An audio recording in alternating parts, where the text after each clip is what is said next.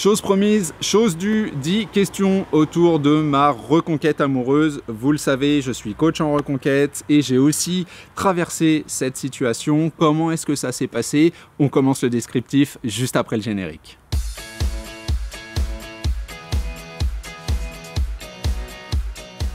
Salut à vous, c'est Jean-Baptiste de jbmarcy.com. On se retrouve aujourd'hui pour continuer les réflexions autour de votre reconquête amoureuse.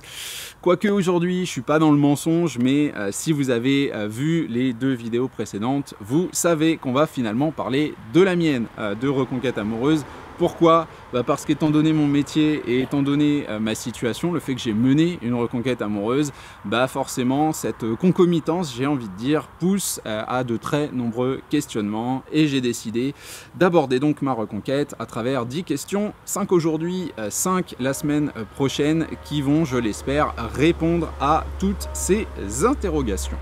Et on commence par la première, à savoir quand commence ma reconquête amoureuse. Question qui a l'air anodine, mais qui finalement est très importante. Pourquoi? Parce qu'au moment d'une rupture amoureuse, on bascule pas immédiatement dans le principe de la reconquête amoureuse. L'idée, elle est très simple. On est perdu, on est dans la tristesse, on est dans la douleur. Moi, j'étais dans l'alcool en plus. Donc, on est dans une espèce d'oisillon abandonné dans le nid qui doit apprendre à voler.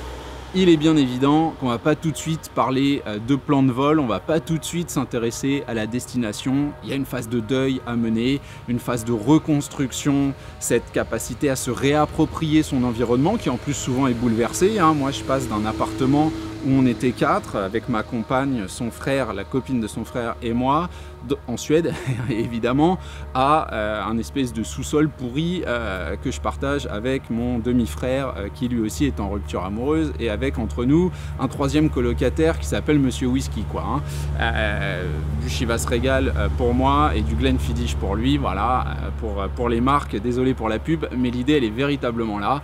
Donc on imagine bien que je suis pas en reconquête amoureuse du tout au moment où je reviens en France. Je veux l'être comme beaucoup de gens, mais au début ça va s'apparenter à ce que humainement on va faire, c'est de la stratégie de bas étage avec des messages culpabilisants, avec des pleurs, avec la volonté de se traîner par terre et de se dire mais merde, elle va bien voir ma douleur et elle va venir me chercher et me dire mon pauvre petit lapin, je suis désolé. Eh ben non, ça c'est pas du tout passé comme ça. Il a fallu des déclics, il a fallu se retirer les doigts, il a fallu se retrousser les manches, il a fallu aller sur le terrain. Donc ma reconquête amoureuse, quand est-ce qu'elle commence? Elle commence au moment où je comprends ça, au moment où je me dis cette personne-là face à moi, j'ai pas envie qu'il y ait cette distance entre nous, il va falloir à un moment ou à un autre la résorber cette distance, je veux la voir, que ce soit pour que ça se passe bien ou mal, mais j'ai envie de finir sur une bonne note, j'ai envie de la voir face à moi, et je sais qu'à l'époque, comme maintenant d'ailleurs, pour voyager, on a besoin un peu de cash, on a besoin de payer le billet d'avion, parce que la Laponie, c'est pas la porte à côté, je peux pas y aller en kayak. Donc forcément, qui dit besoin d'argent, dit besoin d'un travail. Le souci, c'est que j'en ai pas à l'époque et c'est là que va commencer ma reconquête amoureuse. C'est au moment où mon objectif de me rapprocher de la personne que j'ai face à moi va devenir un objectif que je vais cadrer sur mon quotidien et qui va devenir matériel, à savoir la recherche d'un travail. Et ça me permet de basculer sur la deuxième question, à savoir comment ça s'organise tout cela. Comme je vous le disais, tout commence avec un verre de whisky, comme d'habitude. Comme d'habitude, c'est plus le cas aujourd'hui, mais à cette époque-là, c'était même plus en verre que ça se comptait, c'était en bouteille. Tout commence donc noyé dans mon Chivas Regal, où je me dis que il va falloir bouger, il va falloir l'avoir, effectivement, et que ça ne peut plus durer, et puis que je suis en train de me détruire, parce que même si on est dans cette douleur lancinante, on se rend compte qu'on est un petit peu en train de faire n'importe quoi. Quelque part, il y a une petite partie de nous qui nous dit ça ira mieux plus tard, mais on ne veut pas y croire parce que la douleur est tellement forte. Il y a tout ça qui se mélange et puis dans ce marasme absolu, il y a quand même une décision personnelle qui commence à grandir, de me dire je suis là. Je me fais un peu chier aussi, parce que la console c'est bien, mais toutes les nuits jusqu'à 5-6 heures du matin, voilà, je veux dire, il y a un moment, peut-être autre chose à faire aussi. Il va falloir que je trouve quelque chose et je commence à éplucher toutes les petites annonces de la région vendomoise, alors qu'il y a une région très sympathique, très belle, mais en termes d'emploi des jeunes, moi, en tout cas à l'époque, c'était pas génial, j'envoie mon CV, mais quand je vous dis partout, c'est les 2-3 banques qui existent, insiste au bar jusqu'au fait même de vouloir aller couper du bois, quoi, hein. Mais vraiment, couper du bois de cheminée, etc. Enfin, des trucs qui sont, avec tout le respect que j'ai pour tous les métiers existants, à mon sens, sur le moment, pas ultra glorifiant. Tu sors de la fac pour aller couper du bois, ça te fait un peu chier, je pense que vous le comprenez. Mais malgré tout, je me dis qu'il va falloir des points de vie, hein, c'est comme ça que je les définissais à l'époque, il va falloir des points de vie pour monter dans l'avion et aller la voir. Sauf que j'ai pas de réponse, ça me saoule. Et puis un jour, y a un des déclics qui va, lui, effectivement changer la face de ma reconquête amoureuse. Je vais à la poste, en fait, ce qui arrive à n'importe qui. Et là, je vois une petite annonce qui est une recherche finalement d'une personne. Il n'y a même pas de dénomination sur le poste en fait, mais recherche personne pour aider personnes handicapées. Et moi, avec des définitions de postes qui sont sourire, dynamisme, je me dis bon, je vais faire semblant d'être heureux, je vais appeler, on va voir ce qui se passe. C'est quelque chose de plutôt cool. J'ai le contact humain plutôt facile, c'est un truc que j'apprécie. Puis si je peux aider quelqu'un et me défocaliser de ma propre douleur, allez, c'est banco. Et j'appelle ce numéro de téléphone, c'est une dame plutôt âgée qui me répond et qui me dit « Ah mince, le poste est déjà pris, c'est une vieille petite annonce que j'ai laissée depuis un petit moment, mais tu sais quoi, viens quand même. » Alors très honnêtement, je remercie les dieux parce que j'ai aucune idée du pourquoi elle m'a dit de venir. Le contact est juste bien passé, j'ai expliqué ma situation sans parler de rupture amoureuse, hein. Je lui ai juste dit voilà, je suis de retour d'un pays étranger, machin, je cherche à me réinstaller dans la région, ce qui n'est pas forcément vrai à 100%, mais bon, hein, je vais pas lui sortir les violons, ça la regarde pas. Et le feeling passe bien, et en 3-4 minutes, elle me dit t'as qu'à venir quand même, on va discuter, etc., etc. Je viens. Ça se passe super bien, dame super gentille, je pense qu'elle était aussi contente de voir du monde parce qu'elle bouge pas beaucoup de son lit, la pauvre. Et au cours de la discussion, elle me dit « Mais attends, je connais quelqu'un qui est dans la même situation, qui n'a pas encore posté d'annonce, parce qu'elle hésite un petit peu. Son fils est dans une situation relativement similaire à la mienne, avec un handicap relativement lourd. Donc ce qui va se passer, c'est que comme ça passe bien entre toi et moi, t'as qu'à l'appeler, je te donne son numéro, tu lui dis que tu as parlé avec moi et on verra ce qui se passe. » Bon, je me dis c'est cool, je vais essayer cette idée qui m'est donnée, susurrée à l'oreille et je vais aller à ce fameux entretien, la personne va me répondre, va me dire que je peux venir, je vais la rencontrer, je vais rencontrer son fils, ça va super bien se passer directement, des traits d'humour dès l'espèce d'entretien. Puis bon voilà, j'avais fait des études qui correspondaient aussi un petit peu à la vision que le père avait de la personne qui devait être là, etc. Nickel chrome, et on me dit grosso modo tu commences demain. Et là effectivement va y avoir un enchaînement extrêmement naturel, hein, arrêt de l'alcool, volonté de bosser, et puis de plus en plus, si vous voulez, il va y avoir ce rapprochement avec ce jeune handicapé qui s'appelle Idriss. Voilà, je ne l'ai jamais nommé. Si un jour tu regardes mes vidéos, sache que vraiment tu m'as aidé t'as changé ma vie tout simplement. Et ça, je t'en remercierai jamais assez. En tout cas, cette personne avec qui on va juste accrocher totalement et qui va me permettre effectivement de désolidariser ma douleur, de la relativiser totalement, parce que quand tu as face à toi quelqu'un qui peut plus marcher, qui peut plus rien faire, et c'est des mots que j'utilise parce que c'est des choses qu'il m'a même dit, hein. Plus tard il me dira, parce que je lui ai énormément parlé d'Elena à l'époque, forcément, plus tard il me dira mais mec, toi tu as des jambes, tu peux marcher, tu peux courir, tu peux prendre un avion, donc maintenant tu arrêtes de me casser les noix, tu vas dans ton avion, tu prends ton avion, tu vas la voir, tu te fais rembarrer, tu reviens, tu te fais pas rembarrer, tu restes, mais me saoule plus avec elle, et tout ça avec un grand sourire. Donc c'est ce que j'ai fait, hein, plus tard. Donc très clairement motivé, c'était peut-être lui mon coach reconquête à l'époque. Mais en tout cas, même si les conseils diffèrent un petit peu aujourd'hui de ce que je pourrais donner. Mais en tout cas, grosse motivation, énorme plaisir à échanger avec cette personne et vraiment une volonté, j'ai changé d'étendard, je suis quelqu'un motivé par la compétition et j'aime bien me donner à 100%, et c'était vraiment quelque chose avec lui où on a eu un degré de complémentarité qui peut paraître ridicule à l'extérieur, mais c'est finalement un petit peu la fibre, hein, dont je parle avec les ex. Je me rappelle une anecdote, alors qui ne va pas forcément faire rire, vous avez peut-être trouvé ça outrageant, c'est une possibilité, mais c'est quelqu'un qui était dans un cadre familial très strict, et on sent, il m'a montré des vidéos de lui avant son accident, lui c'est le type qui veut s'éclater, il veut bouger, il veut rigoler, Et je me rappelle d'un jour où on faisait les courses ensemble et où sur un délire j'ai pris une banane, je l'ai jetée devant lui et je lui ai dit vas-y viens on joue à Mario Kart, en train de pousser son fauteuil roulant. Et il y a des gens autour de nous qui ont juste pas rigolé et lui était juste mort de rire. Et enfin c'est pour vous dire le niveau de connivence où ces choses-là, bien évidemment, elles ont participé à ce que moi je vais appeler le switch, à me sentir mieux et à me battre pour lui, si vous voulez, quelque part, parce qu'on sait que le handicap et l'accessibilité aux loisirs, par exemple, moi ça a été un gros point. Aller manger une pizza en terrasse, aller au cinéma, c'est des trucs qui paraissent normaux, mais qui sont pas forcément faciles quand tu as un fauteuil qui est gigantesque. Tout ça pour vous dire que l'organisation va véritablement se faire autour de ce que moi a été la valeur travail. On n'a pas tous besoin de changer de boulot, d'en trouver un, etc. Mais on a tous besoin d'avoir des objectifs qui vont nous permettre ce déplacement de focus.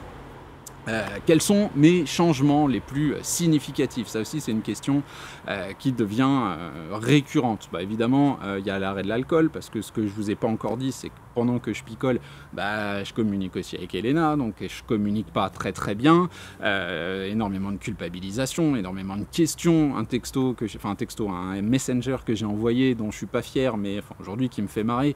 J'avais quand même dit un jour à ma femme, t'as mis ma tête dans une guillotine et j'attends que tu tires sur la corde, en me disant j'attends que tu me communiques plus du tout avec moi, etc. Et bizarrement, ce texto-là, ce messenger-là, ça doit faire 12 ans que je l'ai envoyé, j'ai toujours pas de réponse. Et aujourd'hui, ça nous arrive de relire ce genre de choses, d'en reparler. Elle me dit, mais vraiment, t'es un abruti, qu'est-ce que tu veux que je réponde à ça? Donc moi, ce que je dis aujourd'hui avec un sourire, je fais je sais pas, je comprends pas, y a de l'histoire, ça c'est notre fibre, on aime bien tous les deux, la Révolution française et tout, machin, la Concorde, youpi quoi, tu vois, elle est là la fibre.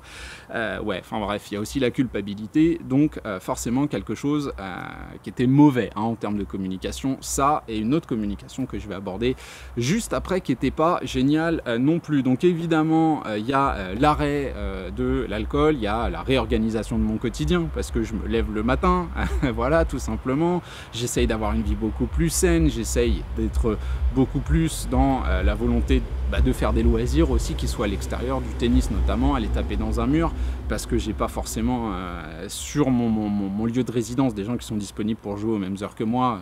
Ça arrive 2-3 fois, mais pas, voilà. Je vais pêcher, j'essaye de bouger, j'essaye de me reconstruire quelque chose, beaucoup de musique aussi, et de moins en moins triste. Donc on est dans des changements qui sont pas radicaux, mais par contre il y a cette envie d'aller toujours vers des objectifs nouveaux, et qui va faire que quand je reviens en Suède, je lance une boîte quasiment immédiatement. Donc il y a vraiment cette recherche sans cesse de déplacer son focus. La quatrième question, c'est évidemment la question qu'on me pose le plus souvent, c'est quid de la communication avec Elena? Comment est-ce que ça se passe? Je vous l'ai dit, moi je suis pas bon à l'époque, je suis très mauvais. D'ailleurs c'est un paradoxe absolu de savoir que je suis le créateur du système Crise aujourd'hui, parce que j'étais plutôt j'étais dans le système horrible de culpabilisation absolue, quoi. Vraiment, j'étais hyper fleur bleue. Dès qu'elle marquait un truc, je faisais un commentaire. J'étais partout sur les réseaux sociaux en train de l'observer, de machin, de trucs, lui faire des reproches. Je vous avais raconté cette fameuse photo qu'elle prend, où elle va liker d'un type qui est torse nu, alors que pas du tout. J'étais partout en train de lui reprocher des choses, donc une communication qui finalement était à la fois existante, parce que elle me répondait pas systématiquement, mais voilà. Par contre, j'envoyais des pavés et j'avais du oui, non, peut-être, merci toi aussi, à plus tard, je ne sais pas. Voilà, grosso modo. Et puis ce qui était ouf, ce qui me rendait complètement gaga, c'est que si on avait des discussions en direct, alors en direct, ça mettait des plombes avant qu'elle réponde, je voyais, à l'époque c'était du MSN, je voyais Elena écrit, vous savez, le petit truc en bas là, ça existe toujours sur Skype, sur Messenger d'ailleurs, on voit les 3 petits points là. Et parfois ça durait une demi-heure, et à la fin je me dis putain, elle va m'écrire un truc de ouf, c'est la révélation, c'est maintenant quoi. Ouais, elle va me dire je t'aime encore, reviens mon chéri. Eh ben non, oui, merci, avec un smiley. Je fais oh, ah bon, 3 quarts d'heure pour me dire merci. Et c'est pareil, j'ai appris bien plus tard que elle savait pas du tout quoi me dire, qu'elle culpabilisait à mort, qu'en plus, et ça c'est le grand secret, elle était avec quelqu'un d'autre, donc forcément, sa communication, elle savait juste, pas où mettre les pieds, comment gérer, et moi j'étais dans une attente absolue, donc une communication qui se voulait de très peu linéaire, et ça va même aller jusqu'à des insultes, puisque je vais apprendre la présence de la tierce personne. Et là aussi, ça va être un déclic que je vais raconter dans la deuxième partie, mais ça a été quelque chose d'à la fois très négatif. J'en ai été malade pour de vrai. Bon, c'était aussi lié au fait que du coup j'ai repicolé, mais ça a été, surtout, pardon, j'ai cru que la caméra s'était arrêtée, donc j'ai fait marquer un petit temps d'arrêt, mais un déclic aussi pour me dire que voilà, maintenant c'est le mode compétition qui est activé, et moi quand je fais de la compétition, le mec d'en face, il faut que je le saigne, quoi. Donc ça a été aussi un déclic positif, mais ma communication a été très mauvaise pendant très longtemps, jusqu'à ce que naturellement je déplace un petit peu le focus, et tout commence avec deux idées qui m'ont permis de communiquer avec elle. D'abord, le tennis, parce qu'on a un Roland-Garros où il y a un Suédois qui arrive en finale. Franchement, je me rappelle plus de son nom, donc j'ai pas envie de dire une connerie. C'est un mec super grand, il fait presque 2 mètres, et je crois que la finale, il avait joué contre Kuerten. C'est 2009, donc, ou 2010 d'ailleurs, les années maintenant, aujourd'hui, ça en fait tellement, qui sont passés que l'eau est coulée sous les ponts.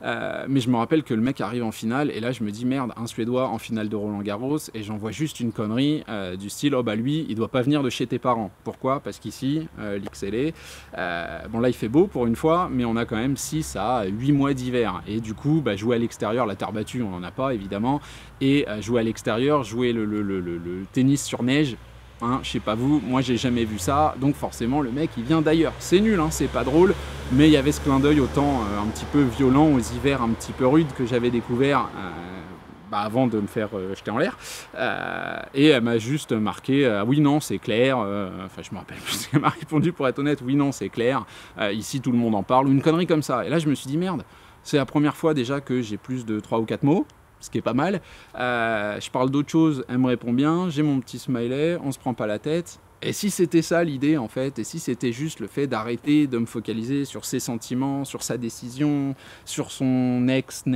bidule machin truc qui est là, et voilà en plus qui me taillait des costards trop grands pour moi, un peu à la Nagelsmann pour ceux qui ont vu le match de Ligue des Champions, ça c'est une petite parenthèse, mais voilà bref, je commence à me dire qu'il y a peut-être mieux à faire que d'être dans l'apitoiement. Et puis l'autre système de pas système de communication, mais l'autre idée que j'ai eue, c'est juste 2 petits messages, hein, mais c'est les premiers où j'ai des réponses positives. C'est à propos de Spotify, que vous connaissez peut-être aujourd'hui parce que c'est devenu un géant de la musique, mais à l'époque Spotify est plus ou moins installé, mais c'est surtout en Suède, peut-être aux États-Unis aussi. En France, on découvre à peine. Et comme c'est suédois, j'ai commencé là aussi à faire des playlists, et des playlists qui avec des titres un peu marrants, etc. Et j'essayais parfois de reprendre soit un bout de chanson, soit le titre d'une chanson, soit parler de Spotify directement. Voilà. Et le premier, je sais que s'il parlait de Spotify directement, malheureusement je me rappelle plus exactement ce que j'avais dit, mais je sais que j'avais eu mon petit sourire là aussi, et je me rappellerai toute ma vie. J'étais assis sur la fenêtre, il y avait Idriss derrière moi qui était dans sa chambre, la fenêtre ouverte. Et je me rappelle me retourner vers lui et lui montrer mon contentement du fait que j'ai eu une réponse, quoi. Et c'est là que je me suis dit merde, ça fait 2, quoi. Ça fait 2 fois que j'ai une réponse positive, que j'ai quelqu'un positive existante et pas désagréable, donc c'est plutôt cool. Et puis à côté de ça, avant ça notamment, le moment où il va y avoir trop de culpabilité et trop d'insultes, il y a aussi eu des moments de silence, quoi, hein. Il y a eu des moments où j'ai pas de nouvelles pendant 2-3 semaines, quoi. Ce qui est pas agréable, et à me dire pourquoi elle m'écrit pas. Bon, ça, je vous l'explique à travers toutes les vidéos, donc on l'a bien compris. Tout ça pour vous dire que des bêtises j'en ai fait, et beaucoup me disent oh t'as eu de la chance. Je sais pas si c'est de la chance, mais j'en ai quand même sacrément chié les loulous, hein, pendant ma reconquête amoureuse. Là c'est facile d'en parler, à ce moment là je voulais me jeter sous le train, hein, donc pas si facile que ça. 5e et dernière question du jour, c'est est-ce que j'ai rapidement ce switch, ou est-ce que finalement comme beaucoup je pense à elle tout le temps? Qu'est-ce que vous croyez? Évidemment que je pense à elle tous les jours, et évidemment que quand on commence cette idée de je veux changer, là en l'occurrence je veux des sous pour pouvoir aller la voir et puis je reste sur place, c'était ça l'idée de base, évidemment que je pense à elle tous les jours, évidemment que je me dis c'est quand qu'elle arrive ma première paye, c'est quand qu'elle arrive la deuxième, c'est quand qu'on communique mieux, c'est quand elle est au cœur de tout. Maintenant cette idée là, sur le long terme, dans le matériel, et bah effectivement, elle va évoluer parce que d'abord, il y a le contact avec Idriss qui va changer énormément de choses pour moi, où je vais enfin trouver de la satisfaction, parce qu'il y a mes activités qui commencent aussi à payer, parce que j'ai un peu de sous qui arrivent sur mon compte, donc tout à coup, je peux me faire un peu plaisir. Non, pas en passant au Chivas de 15 ans d'âge, hein, là, j'essaye d'arrêter ce genre de choses, mais en bougeant, je me remets à retourner à Paris, voir mes potes qui habitent là-bas, parce qu'à la base, je suis quand même de région parisienne, etc., etc. Donc là, on va être dans un switch qui est matériel, mais en termes d'idéologie, j'ai toujours pensé à elle. Ça, c'est clair et net.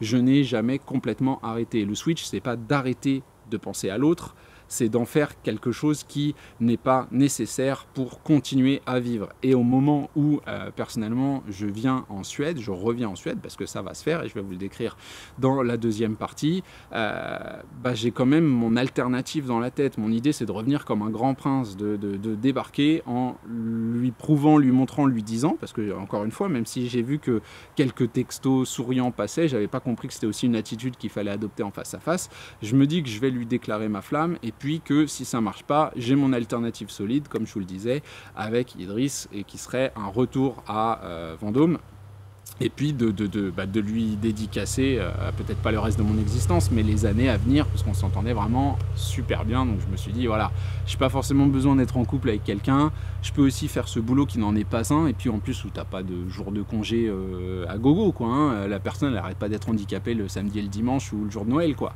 Donc tu bosses tout le temps, tu peux être appelé à n'importe quelle heure et tout, etc. Puis comme j'étais bah tu as des astreintes, quoi, donc voilà, t'oublies, comme je le disais, les week-ends, les vacances, etc., etc. Donc forcément, déplacement du focus sur ce nouveau relationnel. Quoi qu'il en soit, je m'arrête pour aujourd'hui. Je tease un peu pour la semaine prochaine en vous disant ce que j'ai déjà dit finalement, que oui, il va y avoir un autre gros déclic. Je ne sais même pas si on appelle ça un switch, mais une situation, un aveu qui va là aussi bouleverser mon état d'esprit. Mais on reprend tout ça dans la vidéo de la semaine prochaine. En attendant, n'hésitez pas à liker cette vidéo, à vous abonner. Je sais que vous êtes très nombreux à regarder les vidéos sans être abonné. Vous pourrez recevoir ainsi les contenus en temps direct. Et puis, je suis de retour, évidemment, de mes congés.